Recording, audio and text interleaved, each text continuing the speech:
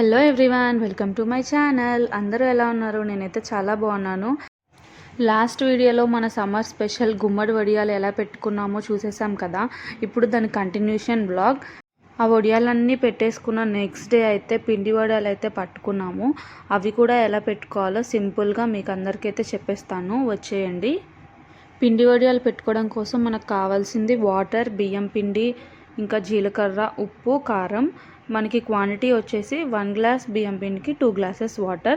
ముందుగా అయితే stove on చేసేసి గిన్నె పెట్టి అందులో 1:2 రేషియోలో వాటర్ అయితే పోసుకోవాలి. అందులో మనం ఉప్పు, కారం, జీలకర్ర, ఇంకా నువ్వులు, నేనైతే నువ్వులు వేసాను. అది టోటల్లీ ఆప్షనల్. మీకు కావాలంటే నానబెట్టుకున్న సగ్గుబియ్యం కూడా వేసుకోవచ్చు. తర్వాత బియ్యం పిండిలో కొంచెం కొంచెంగా వాటర్ వేసుకుంటూ లమ్స్ ఫామ్ అవ్వకుండా కలుపుకోవాలి. తర్వాత మనం పక్కన పెట్టుకున్న వాటర్ ఏదైతే ఉందో అది బాగా బాయిల్ అయ్యాక ఈ కలుపుకున్న పిండిని అందులో వేసి కలుపుకోవడమే. ఇది బాగా చల్లారాక మాత్రమే మనం వడియాలు అయితే పెట్టుకోవాలి. ఎందుకంటే మనం ప్లాస్టిక్ కవర్ మీద పెడతాం కాబట్టి హీట్ అనేది డైరెక్ట్గా పెట్టేయకూడదు. బాగా కూల్ అయ్యాక మాత్రమే మనం వడియాలు పెట్టుకోవాలి.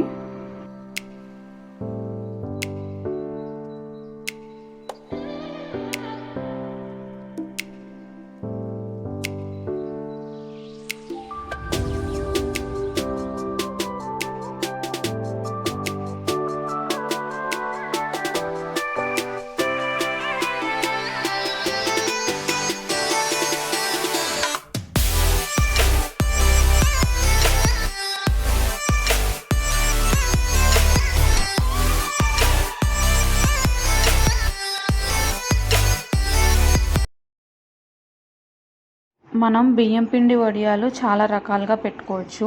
ఇప్పటిదాకైతే ఒకలాగా పెట్టాము. నెక్స్ట్ ఇంకొక రకం కూడా చూపిస్తాను. దీనికోసం కూడా సేమ్ క్వాంటిటీస్, కాకపోతే మనం ఇందులో జీలకర్ర, పచ్చిమిరపకాయలు, అల్లం ఈ 3 గ్రైండ్ చేసేసి ఆ పేస్ట్ ఏదైతే ఉందో ఆ మరిగే వాటర్లో అయితే వేసి కలిపేసుకోవటమే.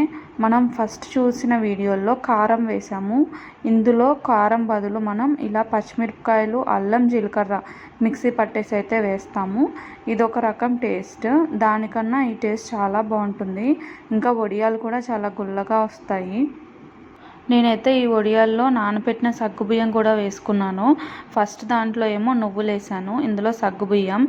మీ ఇష్టం, మీకు ఏ ఫ్లేవర్ అయితే నచ్చుతుందో అదైతే వేసుకోవచ్చు.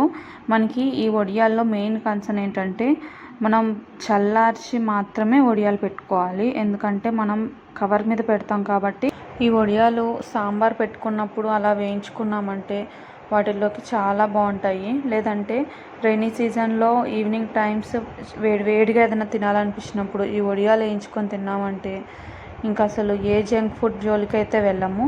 ఎవరికైనా నచ్చితే మీరు కూడా ట్రై చేసి చూడండి. థర్డ్ వెరైటీ వచ్చేసి మనం చిట్టి వడియాలు అయితే పెట్టుకుందాం. దీనికోసం మనకు కావాల్సింది మెయిన్గా మినప్పప్పు. మనం వడియాలు పెట్టుకునే ముందు రోజు నైటే మినప్పప్పుని అయితే నానబెట్టి పెట్టుకోవాలి. నెక్స్ట్ డేకి బాగా నానుంటుంది కదా, దాన్ని బాగా కడుక్కొని మెత్తగా అయితే గ్రైండ్ చేసుకోవాలి. లైక్ గారెల పిండికి అయితే ఎలా రుబ్బుకుంటామో అలా గట్టిగా అయితే రుబ్బుకోవాలి.